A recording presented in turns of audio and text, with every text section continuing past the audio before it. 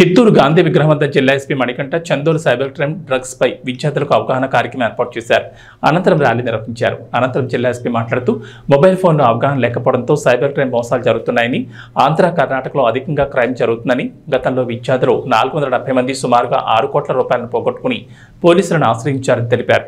ప్రతి విద్యార్థి ఓటీపీలు ఇతరులకు తెలపడం వల్ల మొబైల్ ఫోన్ల ఇన్స్టాల్ చేసే వెబ్సైట్ల ద్వారా అధికంగా సైబర్ క్రైమ్ బాధితులుగా మారుతున్నారని తెలిపారు. ప్రతి విద్యార్థి డ్రగ్స్ పై అవగాహన తెలుసుకోవాలని కోరారు. ఈ కార్యక్రమంలో జిల్లా ఎస్పీ, అడిషనల్ ఎస్పీ, పోలీసులు, విద్యార్థులు భారీ సంఖ్యలో పాల్గొన్నారు.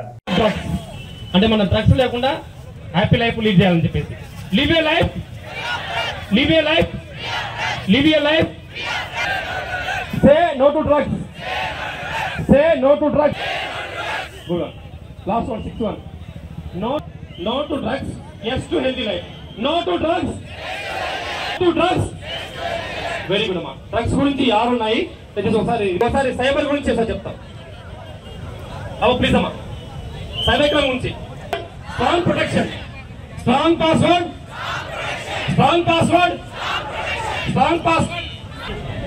Your data your responsibility, your data your responsibility. Even మన ఫింగర్ ప్రింట్స్ కానీ, మన పాస్వర్డ్స్ కానీ, మన యూజర్ నేమ్స్ కానీ ఎక్కడ ఎవరికి వద్దాం. Your data okay. Security is everyone's business.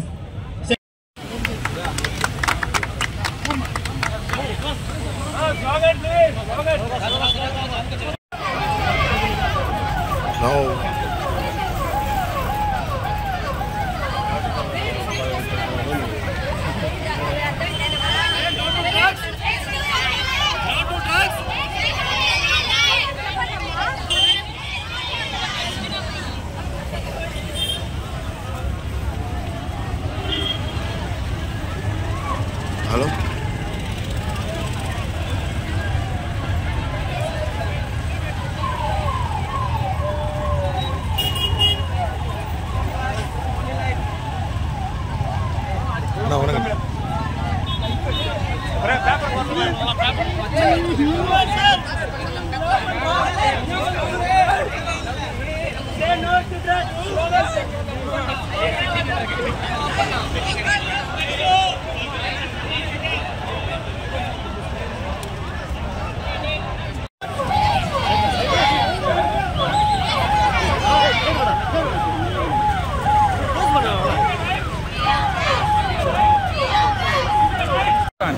First cyber crime awareness గురించి, రెండవది డ్రగ్స్ అవేర్నెస్ గురించి అందరికీ తెలియాలని యువతని ఇందులో భాగస్వామ్యం చేయడం జరిగింది. రీసెంట్గానే మనకి డేటా మీర్ ఏ యాప్ అనే పేరుతో కర్ణాటక అండ్ ఆంధ్రాలో, ఎస్పెషల్లీ పలమనేరు ఏరియాలో సుమారుగా ఒక 470 మంది కూడా మన దగ్గరికి వచ్చేసి వాళ్ళు 6 కోట్ల పైన మోసపోవడం జరిగిందని చెప్పారు. అలానే ఫెడెక్స్ స్కామ్ పేరుతో, ఓటీపీ షేర్ చేసే పేరుతో, నెక్స్ట్ డెబిట్ కార్డ్స్ స్వాప్ చేసే పేరుతో ఇలా పలు రకాలుగా మోసపోవడం జరుగుతుంది. ప్రధాన కారణం మనం ఏం చేస్తున్నాము, ఈ ఇంటర్నెట్ వల్ల ఏం చేస్తున్నామని తెలియకపోవడం వలన, దాని గురించి అవేర్నెస్ లేకపోవడం వలన ఈవెన్ చదువుకున్న వాళ్ళైనా సరే, చదువు రాని వాళ్ళైనా సరే, ఎవరైతే ఫోన్ వాడుతున్నారో వీళ్ళంతా కూడా లూజ్ అవ్వడం జరుగుతుంది. ఇది జరగకూడదు, ప్రతి ఒక్కరికి దీని గురించి తెలియాలి అనే ఉద్దేశంతో.